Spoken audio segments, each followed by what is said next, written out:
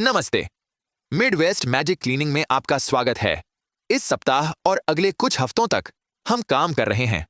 मैं इसे हल्के तरीके से कहने की कोशिश कर रहा हूं, लेकिन ऐसा लगता है कि यह संभव नहीं है। यह सबसे टॉक्सिक घर है जिस पर हमने कभी काम किया है। यह सबसे ज्यादा जमा किया हुआ जगह है जिस पर हमने पूरे चैनल पर कभी काम किया है। और बताने के लिए बहुत सारी जानकारी है, इसलिए मैं इसे अपने दिमाग में सीधा रखने की कोशिश करूंगा, क्योंकि यह याद रखने के लिए बहुत कुछ है। तो आइए इस बात से शुरुआत करें कि यह एक स्टेज 5 जमाखोरी है। और स्टेज 5 जमाखोरी का मतलब नहीं है कि यह फर्श से छत तक कचरे से भरा है। यद्यपि इसमें बहुत सारे सामान हैं। जमाखोरी के स्तर का निदान करने में कई कारक होते हैं और उनमें से एक है अव्यवस्था की मात्रा। लेकिन जो अन्य कारक इसमें शामिल होते हैं वे हैं, क्या वहां काम करने वाला पानी है? क्या उनके पास गर्मी या एयर कंडीशनिंग है? क्या सीवर काम कर रहा है? क्या कॉकरोच चूहे का संक्रमण है? क्या छत या छत पर लीक्स है? वह इस घर पर उन सभी बॉक्सों की जांच करती है। इस घर में मैंने जितने भी काम किए हैं उससे ज्यादा तिलछट्टे हैं। यहाँ काफी चूहे हैं। मैंने गलती से भी एक चूहा साफ कर दिया जो मुझे पता भी नहीं था कि वहां था। मैं एक काउंटर को पोंछ रहा था और एक जीवित चूहे के ऊपर पोंछा। उन्हें काफी समय से रनिंग वाटर नहीं मिला है। उनके बेसमेंट में कम से कम 5 फीट पानी है, जिसने फिर वहां के जल हीटरों को उनके फर्श से, उनके माउंटिंग से निकाल दिया है और वे ऐसे ही वहां मछली पकड़ने की फ्लोट्स की तरह तैर रहे हैं। यह उन तस्वीरों में से एक है जो आपने इस वीडियो की शुरुआत में देखी थी। सीवेज लाइन ध्वस्त हो गई है, इसलिए आप उसके किसी भी सिंक को नहीं बहा सकते हैं। आप शौचालय का उपयोग नहीं कर सकते। इसका मतलब है कि वहां कोई शावर नहीं है। उसके पास घर के चारों ओर कुछ बाल्टियां हैं जहां पानी की गंभीर लीकेज हुई है, जैसे उसके फ्रिज के ऊपर। इस घर में गंध असल में प्रबल है। अब जब हम इस पर काम कर रहे हैं तो अब तक हमने केवल 2 कमरों तक ही पहुंचा है, डाइनिंग रूम और किचन। लेकिन अब तक केवल उन 2 कमरों की सफाई करने के बावजूद हम घर की स्मेल में एक महत्वपूर्ण अंतर देख सकते हैं।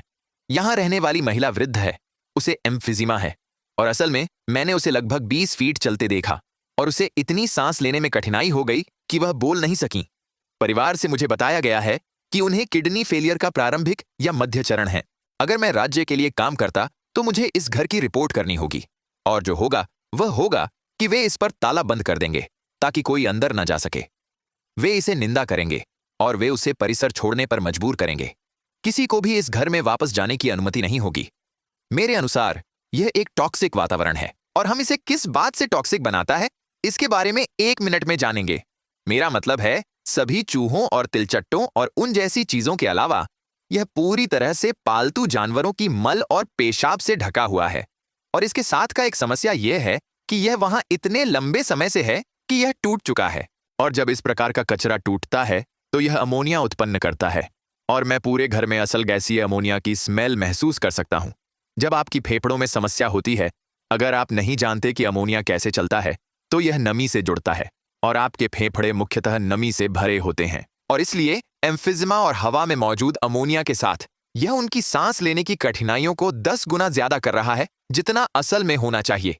यह इतना बुरा है कि मैंने प्रक्रिया में मदद कर रहे परिवार के सदस्यों को देखा कि वे न केवल पर्सनली उनकी जांच करें कि उनकी खांसी और खराब हो रही है और सुनिश्चित करें कि वह मानसिक रूप से ठीक हैं, बल्कि मैंने उन्हें भावनात्मक और मानसिक रूप से उनकी जांच कराई क्योंकि वह डिप्रेशन से भी जूझ रही हैं। और यह एक बड़ा परिवर्तन है जिसे हम इस घर में ला रहे हैं या जिसे हम घर से बाहर ला रहे हैं। और इसलिए मुझे लगता है कि यह सबसे खतरनाक स्थिति में से एक है जिसका हमने सफाई की है, न केवल अपने लिए बल्कि उनके लिए पर्सनली। अब मैंने प्रक्रिया के हर चरण में उसके साथ बात की है। मैंने उसकी जांच की है कि वह भावनात्मक और मानसिक रूप से ठीक है। मैंने उसे बताया, अगर हमें एक सांस लेने का दिन चाहिए जहां आप बस पीछे हटें और हम घर में गतिविधि को रोकें, तो हमें बिल्कुल भी परेशानी नहीं है। लेकिन वह इसे खत्म करने के लिए इतनी तैयार है। वह कहती है, नहीं, मैं असल में इसे पूरा करना चाहती हूं। मैं असल में इसे खत्म करना चाहती हूं। और वह तैयार लगती है। उसके पास वही समस्याएं हैं जिनसे मैं सबसे गंभीर जमाखोरी के मामलों में टकराता हूं, जहां वह कुछ चीजें चुनती है और फिर नियंत्रण के मुद्दे सक्रिय हो जाते हैं। और वह कहती है, मैं नहीं चाहती कि यह फेंका जाए। आप इस चीज को नहीं फेंक रहे हैं ना? एक बार हमने रसोई से कुछ हाथ के तौलिए फेंके और उसने उन्हें कचरे के डिब्बे में पाया और नाराज नहीं हुई। लेकिन उसने इसके बारे में आर्ग्यूमेंट किया और मुझे उसे स्पष्ट रूप से बताना पड़ा। देखो, जब मैंने वो हाथ के तौलिए उठाए तो उन पर से 100 तिलछट्टे निकले। वे पूरी तरह से संक्रमित थे। मैंने उससे बेहद ईमानदारी से कहा, देखो, अगर कोई वेलनेस जांच के लिए कॉल करता है और वे आपके रहने की स्थितियों को देखते हैं, तो वे आपके पास मौजूद हर चीज को ले लेंगे। आपको कुछ भी रखने की अनुमति नहीं होगी। वे आपके घर की सब चीजों को कचरे में डाल देंगे। आपको घर से निकाला जाएगा। अगर आपके पास कहीं नहीं जाने को है तो आपको शायद एक घर में रखा जाएगा और आपको सब कुछ खो देना पड़ेगा। इसीलिए मैं उन हाथ के तौलियों को फेंकना ज्यादा पसंद करूंगा जो तिलचट्टों से संक्रमित हैं, बजाय इसके कि आपको ऐसी स्थिति में देखूं जहां आपके ऑप्शंस आपके प्रयास से घर को साफ और सुरक्षित बनाने की बजाय सड़कों पर रहने का हो। क्योंकि मैं आपको बता सकता हूं कि उनके पास उसे एक नर्सिंग होम में रखने के लिए पैसा नहीं है।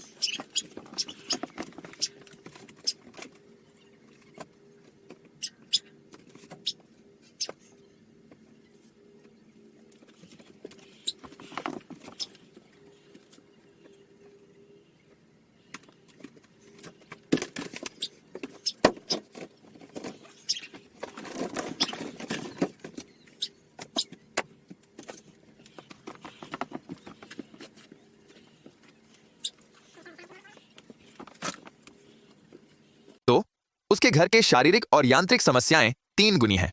उनमें से एक कारण जो उसके पास पानी नहीं है कि उसकी सीवेज लाइन ध्वस्त हो गई ताकि कुछ भी नहीं बह सके। फिर किसी ने इसे ठीक करने की कोशिश की, लेकिन वह प्रोफेशनल नहीं था और उसने इसे गड़बड़ कर दिया। फिर बेसमेंट को सालों से हर बार आंधी आने पर फ्लडिंग होने की समस्या होती है। इसलिए अभी उसके बेसमेंट में 5 फीट पानी है और मैं अपने साथ 2 हौज के साथ एक पंप लाया हूं और मैं बेसमेंट से कई दिनों से पानी पंप कर रहा हूं। शायद हमने इसका आधा हिस्सा निकाल दिया है, लेकिन बेसमेंट के भरने की प्रक्रिया में वहां जल हीटर थे और जल हीटरों, मेरा मतलब है आप उनके चारों ओर इतना पानी डालते हैं और वे बस तैरने लगते हैं जैसे नाव। तो पानी ने इसे मछली पकड़ने फ्लोट की तरह ऊपर उठाया और यह गिर गया और अब यह काम नहीं कर रहा। तो उसके पानी को ठीक करने और वापस जोड़ने के लिए पहले उन्हें सीवर लाइनों को ठीक करना होगा जो 3 से 7,000 डॉलर तक होगा। फिर उन्हें उसे एक नया जल हीटर लेना होगा। फिर उन्हें इसे बेसमेंट के अलावा कहीं और रखना होगा, जिसका मतलब है कि सब पाइपिंग को फिर से बदलना, फिर उसे वापस जोड़ना। संभावितः उन्हें उसकी सभी सीवर लाइनों और सभी ड्रेनों को बाहर निकालना होगा, क्योंकि वे गंदगी और मिट्टी और रेत और पुराना भोजन से भर गए हैं कि पानी उनमें से फिजिकली नहीं बह सकता। और एक नया जल हीटर खरीदने और स्थापित करवाकर उसका खर्च कितना होगा? मुझे लगता है कि जब मैंने आखिरी बार इसे नया लिया और लगवाया था तो यह 5 से 7,000 डॉलर था। तो अब आप 10 से 14,000 डॉलर के बीच हैं, पाइपिंग के मुद्दों को छोड़कर, जिसे इसे वापस ठीक करवाने के लिए होगा। मैं कहूंगा कि वह इस बिंदु पर अपने घर में पानी और सीवेज पाने से लगभग 20,000 डॉलर दूर है। उनके पास इस प्रकार का पैसे नहीं है। अगर मेरा बस चलता और मैं अभी भी परिवार के साथ इस पर बात कर रहा हूं, उसे उस घर से परमानेंटली निकाला जाता और उसे या तो परिवार के किसी सदस्य के घर में कोई जगह खोजनी होती, उसे अपनी सारी चीजें पीछे छोड़नी होंगी क्योंकि वे सभी टॉक्सिक हैं, या उन्हें उसे एक नर्सिंग होम में डालने हेतु कोई उपाय निकालना होगा। मुझे असल में उसके वहां रहने में सहमति नहीं है। अब इस बीच उसका परिवार उसे बड़े जारों में पानी ला रहा है ताकि वह पीने के लिए कुछ हो, वह कम से कम थोड़ा साफ हो सके, कुछ बर्तन कर सके, कम से कम हाथ से, सिंक में नहीं। और आप 1 मिनट में सिंक देखेंगे और समझेंगे कि क्यों वह बस उन्हें सिंक में नहीं कर सकती। अब यह एक घर है जिसे हमने ज्यादा घरों की तरह नहीं संभाला। उसने अपनी बेटी और अपनी पोती को इंचार्ज सौंपा है कि क्या जाएगा और क्या रहेगा, लेकिन आप बता सकते हैं कि वह पूरी तरह से उन पर विश्वास नहीं करती है। मेरा मतलब है वह पीछे हट गई और वह सही दिशा में जा रही है। लेकिन मेरा मानना है कि किसी भी ऐसे होर्डर सिचुएशन में जो कि इस मामले में है, याद रखें, यह केवल एक जमा करने वाला नहीं है, यह एक होर्डिंग डिसऑर्डर के साथ एक व्यक्ति है। दोनों के बीच बड़ा अंतर होता है। हम इन सभी घरों के साथ एक सामान्य समस्या का सामना करते हैं, विशेष रूप से इतने गंभीर वाले कि वे इतनी चीजों को फेंके जाते देखने से नफरत करते हैं कि उनकी अगली मुकाबले की रणनीति यह है कि ठीक है, हम इस अन्य सामान का एक बड़ा हिस्सा दान कर सकते हैं। जैसे वहां बहुत अच्छे कपड़े हैं जिन्हें किसी जरूरतमंद को दान किया जा सकता है। एक जमा करने वाला चिज होर्डर सुनने में जैसे उन्हें एक अपमान दिया जा रहा हो, जैसे कि यह ऐसा व्यक्ति है, यह आदमी जमा करने वाला है, वह एक बदमाश है, जैसे आप उन्हें एक नाम दे रहे हैं। एक होर्डिंग डिसऑर्डर के साथ व्यक्ति है, वही है, वह एक व्यक्ति है जिसके पास एक डिसऑर्डर है। और वह लालची नहीं है, वह अस्त व्यस्त नहीं है, यह एक मानसिक बीमारी है। और यह करना, उसकी बेटी और उसकी पोती को थोड़ी नियंत्रण करने की स्थिति में लाना, इससे उसके हिस्से से कुछ नियंत्रण कम हो जाता है। लेकिन यह भी हमें एक स्थिति में रखता है जहां वह यह नहीं समझती कि चीजें कितनी खराब हैं, क्योंकि वह हमारे साथ वहां नहीं है और मैं नहीं चाहता कि वह हमारे साथ वहां हो। इसलिए उदाहरण, उसके पास बहुत सारे कपड़ों के बक्से थे जो उसने गैराज बिक्री या थ्रिफ्ट स्टोर से या जहां कहीं से भी उसने उन्हें खरीदा था, और उसके लिए वे नए हैं, इसलिए वह उन्हें फेंकना नहीं चाहती थी। लेकिन हर बार जब मैं कपड़ों की एक परत उठाता, और मेरा मतलब एक शर्ट से है, तो उसके नीचे से 100 तिलचट्टे बाहर आ जाते थे। मैं अगली परत की शर्ट या पैंट उठाता और उससे और 50 बाहर आ जाते। तो जिन बक्सों में वह अपने कपड़े रख रही थी, वे तिलचट्टों के घोंसले थे और उसे बचाने का कोई तरीका नहीं था। आप उसे धुलाई घर में लेकर जाएं, वे आपको धुलाई घर से प्रतिबंधित कर देंगे। इसलिए चैनल के इतिहास में पहली बार हमें यह एग्जीक्यूटिव डिसीजन लेना पड़ा कि नहीं, वह गैराज बिक्री के कपड़े नहीं रख सकती। मुझे पता है वह उन्हें रखना चाहती है, मुझे पता है वे उसके लिए नए हैं। यह दुर्भाग्यवश एक बहुत ही बुरा मामला है, जहां जब हम एक पैंट की जोड़ी उठाते हैं और उसके नीचे से 50 तिलचट्टे बाहर आते हैं, इसका अर्थ है कि उसमें तिलचट्टों के अंडे कपड़े में समाहित हैं। इसका मतलब है कि वे टॉक्सिक हैं। जो भी बीमारी तिलचट्टे ले जा सकते हैं, वह अब पैंट में है। जैसे इसे बचाने का अब कोई फायदा नहीं है। उल्लेखनीय बात यह भी है कि उसके पास घर में इतने कपड़े हैं कि हम सिर्फ कपड़ों से 40 यार्ड का आधा कचरा कंटेनर भरेंगे। इसलिए हाँ, दुर्भाग्य से जितना वह उन चीजों को बचाना चाहती थी, हमें कहना पड़ा, नहीं, मुझे खेद है, हम अपना निश्चय कर रहे हैं, आप तिलचट्टों वाले कपड़े नहीं रख सकती। मतलब जैसे आप यह वीडियो देख रहे हैं, मुझे यकीन है कि आप उन्हें हर जगह रेंगते देख सकते हैं, लेकिन वे असल में इतने ज्यादा थे। इतने सारे आप नहीं देख पा रहे हैं जो कपड़ों के ढेरों में समाये हुए हैं। बजाय इसके कि बक्से से ऊपर और बाहर रेंगे, वे उनमें नीचे की ओर रेंग रहे थे। मेरा मतलब है, यहां तक कि उसकी बेटी और पोती ने कहा कि जब हमने उन्हें बाहर फेंक दिया तो वे बाहर एक मेज के चारों ओर लॉन की कुर्सियों के साथ बैठी थीं और वे कचरे को देख रही थीं और देखती कि कपड़ों से आने वाले बगों की कतारें कचरे से बाहर आ रही थीं और वे इससे उसे पॉइंट आउट करने से बचने की कोशिश कर रहे थे। वे बस ऐसे थे, हे भगवान, ये कितना बुरा है। तो खैर, जो हम इस डाइनिंग रूम के साथ कर रहे हैं, हमें इसे एक प्रकार की स्लाइड पहेली की तरह मानना होगा, जहां हम जितना ज्यादा निकाल सकते हैं निकाल लेंगे। जिन चीजों को वह रखना चाहती है, हम उन्हें वर्तमान स्थिति में बक्सों में रख रहे हैं क्योंकि वे बाहर रास्ते से हैं। तो हमारी सबसे बड़ी चिंता अभी उसे इतना स्थान देने की है कि वह चल सके जहां वह ठोकर नहीं खाएगी, क्योंकि जितना हम समझते हैं वह पहले से ही इस घर में कई बार गिर चुकी है। उसके बाद हमें भंडारण कमरे में जाना होगा, उन्हें साफ करना होगा, चीजों को निकालना होगा ताकि हम डाइनिंग रूम में संग्रहित चीजों को नए भंडारण कमरे में डाल सकें। तो यह एक बहुत ही कठिन स्थिति है जहां हमें चीजों को एक कमरे से दूसरे कमरे में ले जाना पड़ता है और फिर उस कमरे से दूसरे कमरे तक, ताकि हम उन चीजों के लिए एक लेजिटिमेट असल भंडारण समाधान पा सकें जो वह रखना चाहती है। लेकिन फिलहाल एक बहुत सारी चीजें बस डाइनिंग रूम में रहनी होंगी ताकि हम इसे 70% साफ कर सकें या 60% साफ कर सकें। लेकिन जब तक हम भंडारण कमरे का काम नहीं कर लेते, तब तक इस कमरे का एक सच्चा, पूर्ण प्रभावी बदलाव नहीं देखेंगे।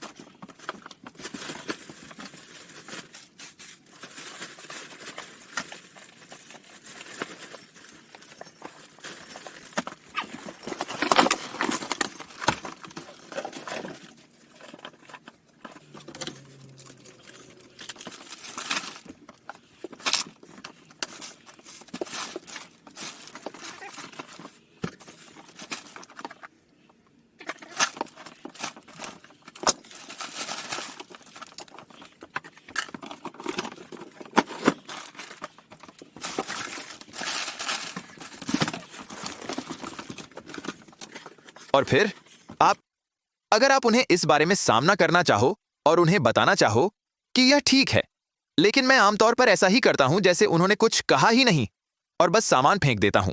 लेकिन आप इस तरह के घर से कुछ भी दान नहीं कर सकते, एक भी आइटम नहीं। और इसका एक कारण यह है, न केवल वे इसे दान केंद्रों में नहीं लेंगे क्योंकि यह बगों से ग्रस्त है और यह अमोनिया की स्मेल करता है, लेकिन जैसे ही आप इसे अन्य दान के साथ एक ड्रॉप बॉक्स में डालते हैं जो दूसरे लोगों ने अच्छे दान किए हैं, आपने अब अच्छे दानों को दूषित कर दिया है जिनका वे दुकान के लिए उपयोग कर सकते थे।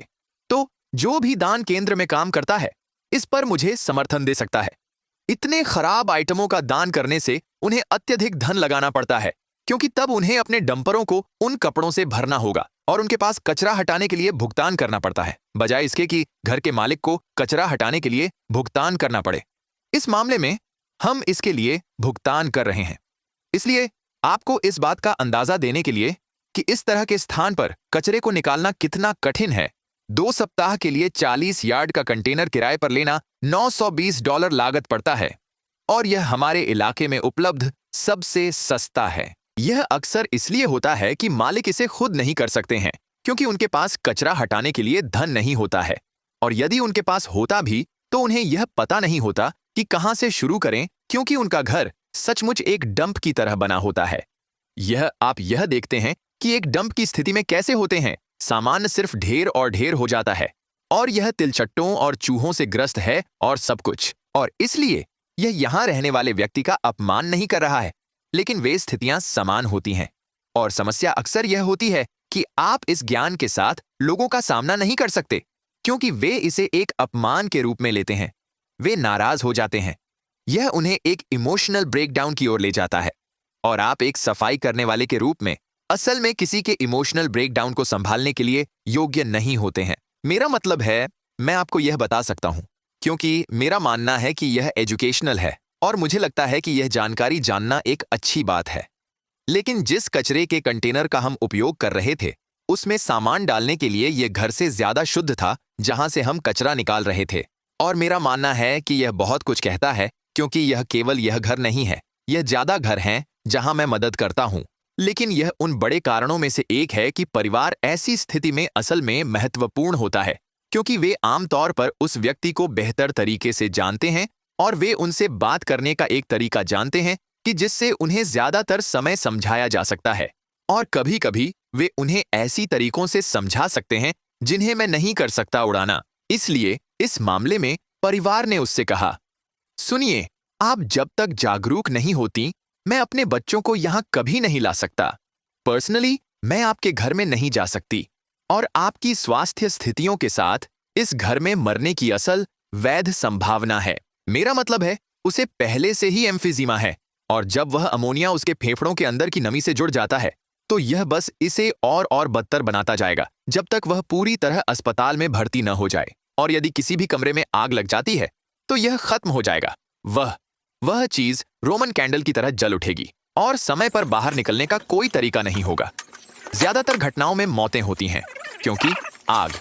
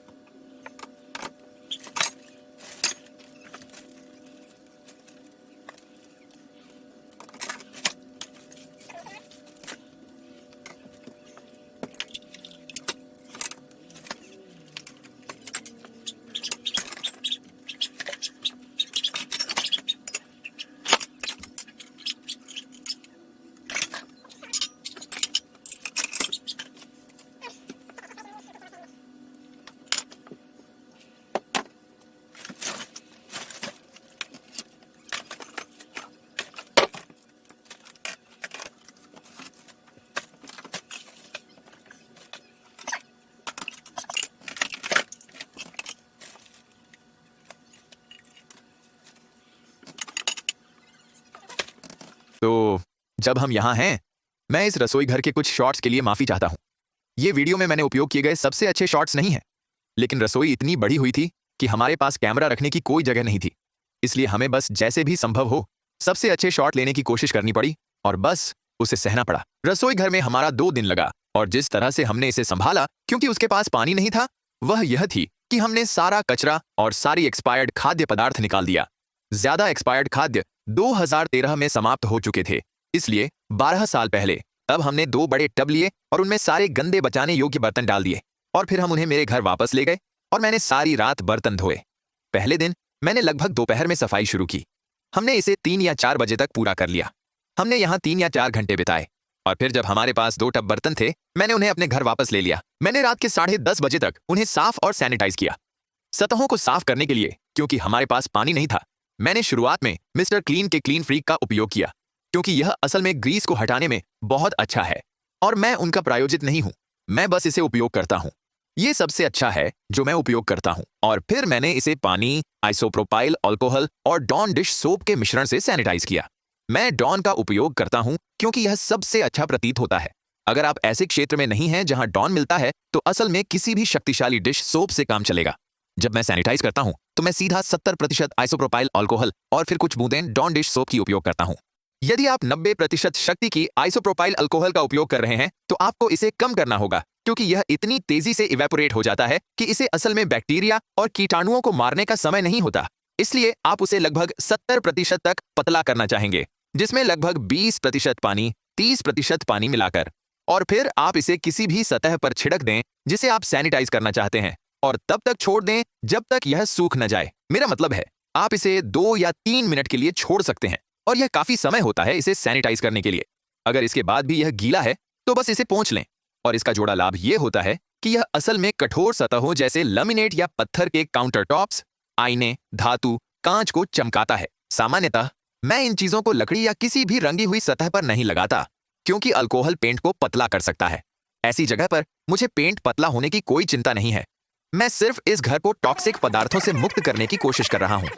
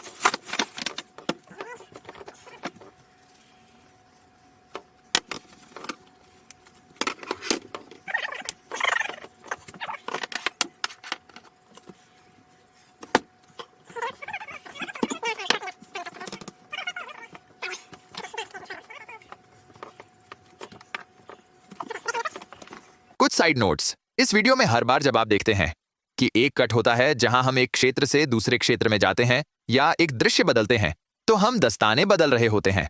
हमने अब तक इस घर में लगभग 100 जोड़े दस्ताने उपयोग कर लिए हैं और हमने वहां सिर्फ 3 या 4 दिन काम किया है। हम मास्क भी बदलते हैं। मैं एक N95 मास्क पहनता हूं।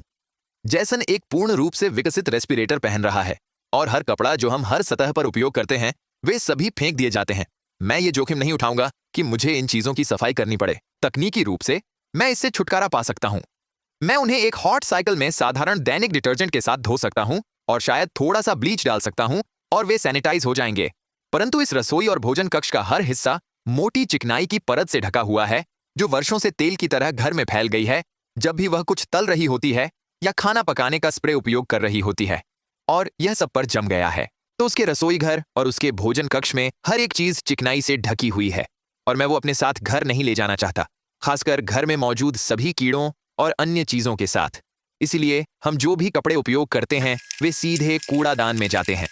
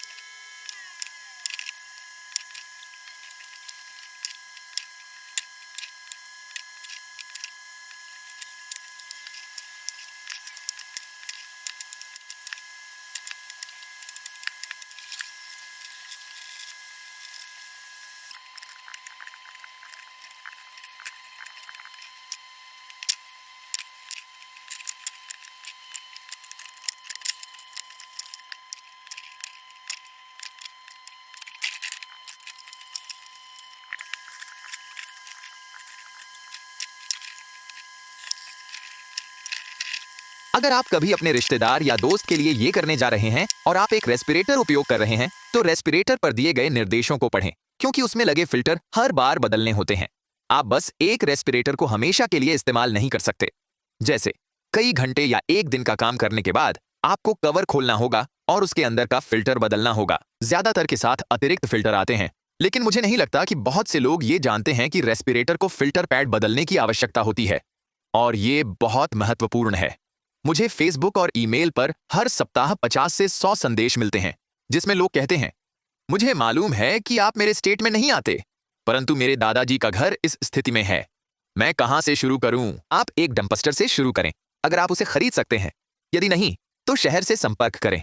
उनके पास कोई प्रोग्राम या ग्रांट हो सकता है जिसका आप उपयोग कर सकते हैं। कभी कभी शहर बस एक डंपस्टर प्रदान कर देगा, अगर उन्हें पता है कि एक घर असल में खराब हालत में है, ताकि आग और कीटों से बचा जा सके जैसी समस्याओं से बचा जा सके। ये एक निवारक उपाय की तरह है, तो अपने शहर के साथ जांच करें। यदि आप एक अफोर्ड नहीं कर सकते, उनके पास कोई प्रोग्राम हो सकता है जो आप उपयोग कर सकते हैं। दूसरा कदम है जितना संभव हो सके उतना कुछ फेंक देना। संगठन या सफाई की कोई चिंता न करें, बस एक समय में एक कमरा लें और जो कुछ हो सकता है उसे तुरंत निकालें। अगर उस घर में रहने वाला व्यक्ति इससे कोई दिक्कत नहीं रखता कि आप सब कुछ हटा दें, तो सचमुच सब कुछ हटा दें, क्योंकि टपरवेयर जैसी चीजें बदल सकते हैं, और यही हमने इस मामले में किया। अगर आपके पास प्लास्टिक की चीजें हैं तो वह टॉक्सिसिटी को सोख लेंगे। अगर आपके पास कोई लकड़ी की वस्तुएं हैं, लकड़ी के चम्मच, लकड़ी की काटने के बोर्ड, रोलिंग पिन, ये सभी चीजें बस मूषक मूत्र, मूषक मल और अमोनिया को सोख रहे हैं, और आप असल में उन चीजों को सैनिटाइज नहीं कर सकते। आप उनमें से कुछ को उबाल सकते हैं और कुछ टॉक्सिसिटी को हटा सकते हैं, लेकिन ज्यादातर लकड़ी के चम्मच आदि की कीमत वॉलमार्ट पर 2 रुपए होती है। बस उन्हें हटा दें, नए खरीदें। एक बार जब आप कचरे के हिस्से को खत्म कर लें, तो अब आपको हर सतह से सब कुछ हटा देना चाहिए, और मैं इसे एक समय में एक सेक्शन करता हूं। तो मैं बस एक काउंटर टॉप के एक खंड से सारी चीजें हटाता हूं, उस काउंटर टॉप और उसके आसपास की अलमारियों को साफ और सैनिटाइज करता हूं। फिर जो चीजें आप बचाना चाहते हैं, उन्हें वापस उनके स्थान पर रखने से पहले उन्हें उसी तरह से साफ करें जैसे आपने काउंटर टॉप्स को किसी प्रकार के डीग्रीजर या एक मिस्टर क्लीन या किसी प्रकार के सभी उपयोग क्लीनर के साथ साफ किया जो ग्रीस को हटाता है। फिर अल्कोहल मिश्रण के साथ उसका पालन करें। अगर अल्कोहल आपकी चीज नहीं है, तो ब्लीच ठीक काम करता है। बस ऑनलाइन ब्लीच और पानी के मिश्रण और रेशियो को देखें, और वे आपको बताएंगे कि सही सैनिटाइजेशन के लिए कितना उपयोग करना है। केवल कारण मैं ब्लीच का उपयोग नहीं करता यह है कि मुझे इससे एलर्जी है, और मैंने अपने नियम को तोड़ा जब मैंने इस घर से बर्तन धोए। मैंने बर्तन धोने के पानी में ब्लीच डाला, मेरे हाथों को इसका उपयोग करते समय लगातार धोते हुए। यह कोई बड़ी एलर्जी नहीं है जिससे मुझे अस्पताल जाना पड़ेगा। बस जब भी मैं ब्लीच को छूता हूं तो मुझे गंभीर खुजली हो जाती है। परंतु सबसे बड़ी सलाह मैं आपको दे सकता हूं कि जब आपके पास डंपस्टर हो तब उसका उपयोग करें। आपके कचरे पर पहले ध्यान केंद्रित करें, क्योंकि अगर आप डंपस्टर को 1 सप्ताह के लिए किराए पर लेते हैं और आपको कचरा हटाने के लिए 2 सप्ताह लग जाते हैं, तो अब आप दूसरी डंपस्टर के लिए भुगतान करने की स्थिति में हैं। लेकिन एक बार जब आप इससे निपट लेंगे, तो उसे एक समय में एक खंड संभालें। यह मत सोचें मैं रसोई साफ कर रहा हूं, सोचें मैं इस 3 फुट या 5 फुट के काउंटर टॉप के खंड को साफ कर रहा हूं और कुछ नहीं, और लगातार ब्रेक लेते रहें। ऐसे समय होते हैं जब जैसन और मैं 5 या 10 मिनट तक काम करेंगे, और फिर हम रुकेंगे और एक 5 या 10 मिनट का ब्रेक लेंगे, क्योंकि जब आप एक घर जिसे इस प्रकार की स्थिति में है काम कर रहे हैं, मुझे नहीं लगता कि यह 8 घंटे सीधे उस पर काम करने के लिए स्वास्थ्य के लिए अच्छा है। आपको वहां से बाहर निकलना चाहिए, आपको कुछ हवा लेनी चाहिए। हाँ, अगर आप एक मास्क और एक रेस्पिरेटर का उपयोग कर रहे हैं, तो आपको बाहर कदम रखना चाहिए, खुद को हवादार करना चाहिए, अपने मस्तिष्क को हवादार करना चाहिए, और फिर अंदर आकर अगले खंड पर काम करना चाहिए। तो मूल रूप से मैं कहूंगा, अगले 5 मिनट से आधे घंटे के लिए हम इसे साफ साफ और सुरक्षित बनाएंगे इस काउंटर टॉप को, और फिर जब हम इस हिस्से के साथ हो जाएंगे तब हम एक ब्रेक लेंगे, फिर हम आएंगे और हम एक और काउंटर टॉप खंड लेंगे और वही करेंगे। जब आप भोजन के साथ काम कर रहे हैं, मैं आपको 2 चीजें यहां पर देना चाहता हूं जो आपकी मदद कर सकती हैं, क्योंकि कभी कभी आपको इनमें से कुछ के बारे में टकरावपूर्ण होना होगा। होर्डिंग विकार वाले लोग आमतौर पर जिन चीजों पर बहुत बुरी तरह से लिपटते हैं वो हैं कपड़े और भोजन। भोजन सबसे महत्वपूर्ण हिस्सा है। आप वहां से होकर गुजरेंगे और आपको ऐसी चीजें मिलेंगी जो बहुत पहले समाप्त हो चुकी हैं, और आप उन लोगों से टकराएंगे जो कहेंगे एक्सपिरेशन डेट्स ज्यादातर बस सुझाव होती हैं, वे असल में असली नहीं होती, वे बस कंपनियों द्वारा बनाई जाती हैं और ये सब। और आपको रुकना होगा और उन्हें बताना होगा यह 2013 में समाप्त हो गया, यह 12 वर्षों तक यहां बिना इस्तेमाल के पड़ा रहा, आपने इसे 12 वर्षों में नहीं खाया है या छुआ नहीं है, और आप मुझसे कह रहे हैं कि अभी यही समय है जब आपको इसके लिए भूख लगेगी, और एक नए ग्रीन बीन्स के कैन के लिए $1, $1.5 खर्च करने के बजाय आप मुझे यह कह रहे हैं कि आप 12 साल पुराना ग्रीन बीन्स का कैन खाना पसंद करेंगे। इसे निकाल दें। मैं सचमुच आपको नया भोजन खरीदूंगा, जैसे मैं ऐसा करता हूं। मुझे पता है कि ज्यादातर लोगों के पास किसी के कैबिनेट को भरने की क्षमता नहीं होती, लेकिन अगर उन्होंने इसे 1 साल या उससे ज्यादा तक नहीं छुआ है तो उसे निकलना चाहिए। इस बात का कोई मतलब नहीं है कि वे अचानक रात में कहेंगे, आपको पता है कि मैंने बहुत समय से क्या नहीं खाया है, कुचला हुआ अनानास। मुझे लगता है कि मेरे पास वहां 7 साल पुराना कैन कुचला हुआ अनानास है, और मुझे लगता है कि मैं इसे आज रात खोलूंगा और खा लूंगा। अगर उन्होंने इतने लंबे समय तक इसे छुआ नहीं है तो वे इसे छूने नहीं जा रहे हैं। और आप जब कपड़ों से निपट रहे होते हैं तो आप इसी तरह की मानसिकता का उपयोग कर सकते हैं, यह कहने के लिए, देखो यह पिछले 10 साल 15 साल से ढेर में पड़ा हुआ है, यह फैशन से बाहर है, यह तिलचट्टे की बीट और अंडों से ढका हुआ है। आपके पास 700 शर्ट हैं। जैसे रियलिस्टिकली मुझे लगता है कि इस घर में उसके पास कुछ 100 शर्ट खुद से ही हैं, पैंट और अतिरिक्त चीजों को छोड़े बिना भी। ज्यादातर लोगों को सबसे ज्यादा 2 हफ्तों के कपड़ों की जरूरत होती है, ताकि यदि उनकी वॉशर अभी बंद हो जाए तो वे अगले 2 हफ्तों तक बिना कपड़ों की कमी के चल सकें।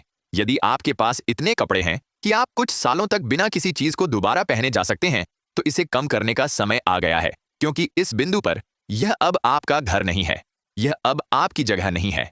वह जगह उन चीजों द्वारा कब्जा कर ली गई है जो आपके पास है। इसलिए कपड़े घर के मालिक बन गए हैं। पुराना समाप्त हो चुका खाना घर का मालिक है। तिलछट्टे और चूहे घर के मालिक हैं। यह अब आपका नहीं है, यह उनका है।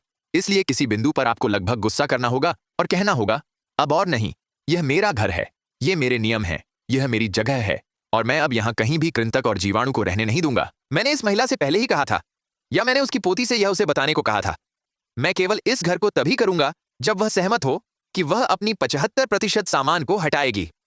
अब उसने इसके लिए सहमति दे दी। मुझे नहीं पता कि वह असल में ऐसा करेगी या नहीं। मैं एक प्रयास करूंगा, क्योंकि मैं उसे उस स्थिति में वहां नहीं रहने दे सकता। अगर वह वहां रहने वाली है और वह वहां रहेगी, चाहे हम उसे कुछ भी कहें, चाहे हम जो कुछ भी करने की कोशिश करें, वह बस जिद्दी होकर उस घर को नहीं छोड़ेगी। लेकिन अगर वह वहां रहने वाली है तो कम से कम मैं उसके लिए वहां रहना सुरक्षित बनाने की कोशिश कर सकता हूं, जितना कि घर की सफाई और घर में टॉक्सिसिटी को दूर करने की बात है। लेकिन जैसे अगले सप्ताह जहां वहां चीजें मुश्किल हो जाएंगी। यह सप्ताह आसान था, यह शारीरिक रूप से कठिन था, लेकिन भावनात्मक रूप से कठिन था। अगला सप्ताह असल में कठिन होने वाला है, क्योंकि यह वह समय होगा जब उसे निर्णय लेने शुरू करना होगा। अरे, हम आपको 10 कपड़े का एक सेट देंगे, उनमें से 7 को कचरे में डालना होगा, और फिर हम ऐसा करते रहेंगे जब तक मैंने आपके पास के हर कपड़े को देख नहीं लिया। हर 10 जो हम आपको देंगे, उनमें से आप केवल 3 को रख सकते हैं, और हमें उसके बर्तन, उसके चम्मच और सभी चीजों के साथ ऐसा करना होगा जो असल में काम करते हैं, जैसे वैक्यूम क्लीनर जो अभी भी काम करते हैं। उनमें तिलछट्टे रेंग रहे हैं तंत्र के अंदर, सीधे ट्यूबों के अंदर। उन्हें साफ नहीं किया जा सकता, उन्हें बचाया नहीं जा सकता, उन्हें कचरे में डालना होगा। ऐसे इलेक्ट्रॉनिक्स होंगे जो अभी भी काम करते हैं, लेकिन वे जगह घेर रहे हैं, उपयोग नहीं किए जा रहे हैं, और वे संक्रमण का घर बने हुए हैं। लेकिन हमें उसे देखना होगा और कहना होगा, हाँ, मुझे पता है आपने इसके लिए असल में पैसे चुकाए हैं, मुझे पता है यह अब भी काम करता है, मुझे पता है इसका अब भी एक उद्देश्य है। नहीं, आप इसे किसी और को नहीं दे सकती, इसे कूड़ेदान में जाना है, और यह उसके लिए असल में कठिन होगा। मेरा मतलब है, ऑप्शन यह है कि सब कुछ वहीं रहता है और वह दोबारा उसी स्थिति में पहुंच जाती है जिसमें हम उसके पास आने से पहले वह थी। मेरा मतलब है, किसी बिंदु पर किसी को उसे समझाना होगा कि यदि आप अपने कमरे के एक हिस्से से दूसरे हिस्से तक नहीं चल सकते तो यह सुरक्षित नहीं है, यह साफ नहीं है, यह आपके रहने के लिए तैयार नहीं है, और उसके हर कमरे में ज्यादातम एक व्यक्ति ही पार कर सकता था। हमें उसके भोजन कक्ष से गुजरने के लिए सिंगल फाइन लाइन में प्रवेश करना पड़ा। एक समय ऐसा था जब 2 लोग एक साथ उसकी रसोई में फिट नहीं हो सकते थे। उसके पास कुछ बेडरूम हैं जिनमें आप अकेले व्यक्ति के रूप में प्रवेश भी नहीं कर सकते। मुझे वहां अंदर जाने से पहले चीजों को बाहर निकालना होगा। यदि आप किसी की मदद कर रहे हैं जो इस स्थिति में है, तो आपको धैर्य रखना होगा, क्योंकि आपको याद रखना होगा कि आप जो कुछ भी कर रहे हैं वह एक चुनाव नहीं है, यह एक मानसिक बीमारी है, और आपको इसे लगातार याद दिलाना होगा। मैं जानता हूं कि मैं अक्सर इस साइट पर यह कहता हूं, लेकिन फिर भी लोग हैं जो कहते हैं, खैर, यह मानसिक बीमारी नहीं है, यह बस आलस है। और यह वे लोग हैं जिन्होंने इस विकार का कभी अध्ययन नहीं किया। यह मानव मस्तिष्क में एक भयावह टूटन है, और एक बात जिसका आपको सामना करना पड़ेगा वह है उनके साथ पूरी तरह से ईमानदार होना और कहना। इसका समाधान आपके आइटम्स को फिर से जमाने में जगह बनाना नहीं है। आपको कुछ सामान को बाहर करना होगा, जैसे काफी सारा सामान। क्योंकि बहुत से लोग जो होर्डिंग डिसऑर्डर से ग्रस्त होते हैं, उनके मस्तिष्क में समाधान यही होता है कि सब कुछ बाहर निकालें, साफ करें और फिर उसे ज्यादा संगठित तरीके से ढेर करें, लेकिन असल में कुछ भी बाहर न निकालें। और यह ऐसा है जैसे कोई शराबी कह रहा हो, खैर, मुझसे इस अल्कोहलिज्म को तोड़ने का समाधान यह नहीं है कि मैं शराब पीना छोड़ दूं। यह है कि मैं अपने लीवर को इसे ज्यादा प्रोसेस करने के लिए एक तरीका खोजूं ताकि मैं ज्यादा शराब पी सकूं। मैं सिर्फ अपने परिवार के सदस्यों और अपने दोस्तों और जिन्हें मैं प्यार करता हूं, उनसे यह विश्वास करने का एक तरीका खोजना होगा कि मेरी अल्कोहलिज्म उनके जीवन को खत्म नहीं कर रही है। मुझे बस चाहिए कि वे मुझे ऐसा स्वीकार करें जैसा मैं हूं और मुझे शराब पीते रहने दें। इसलिए होर्डिंग डिसऑर्डर वाले व्यक्ति के लिए पहला कदम, और यह सबसे कठिन में से एक है, यह होता है कि वे अंततः अपने जीवन में एक बिंदु पर पहुंचे जहां वे स्वीकार करें कि ठीक है, मुझे होर्डिंग डिसऑर्डर है, यह मेरे मस्तिष्क में एक स्थिति है। नहीं, इसका मतलब यह नहीं है कि मैं पागल हूं। नहीं, इसका मतलब यह नहीं है कि मैं इस हद तक टूटा हुआ हूं कि मैं सुधार नहीं सकता, लेकिन यह मेरे मस्तिष्क में कुछ है जो ज्यादातर लोगों के पास नहीं है और मुझे इसे प्रबंधित करना और इससे निपटना सीखना होगा। लेकिन इससे पहले कि वे उस बिंदु पर पहुंचें, आपकी जो उन्हें मदद कर रहे हैं, आपको ढेर सारे बहाने का सामना करना पड़ेगा। आपको ढेर सारे इल्जामों का सामना करना पड़ेगा। वे सीधे आपकी आंखों में देखेंगे और कहेंगे, खैर नहीं, यह घर इसलिए ऐसा है क्योंकि बच्चे अपने पीछे के काम नहीं करते थे, या यह इसलिए ऐसा है क्योंकि तुम पर्सनली लंबे समय तक यहां रहे और तुम लगातार अपना सामान मेरे घर पर ले आए और कोई भी मेरी मदद नहीं करता। मैं यह अकेले कर रही हूं और मुझे किसी से कोई सहायता नहीं मिलती, कभी भी नहीं। और वे उंगली कहीं और पॉइंट आउट करेंगे क्योंकि अंदर की ओर इशारा करना असल में शर्मिंदा करने वाला होता है और यह चुभता है और यह बुरा महसूस कराता है।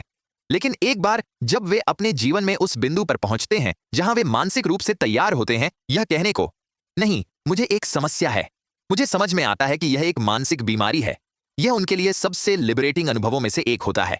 क्योंकि एक बार जब वे इसे स्वीकार करते हैं और मानते हैं कि एक समस्या है, तो उनके लिए सामानों से छुटकारा पाने में ज्यादा आसान हो जाता है, क्योंकि वे खुद को रोक सकते हैं जब वे कचरे में खुदाई करने के योग्य लगते हैं।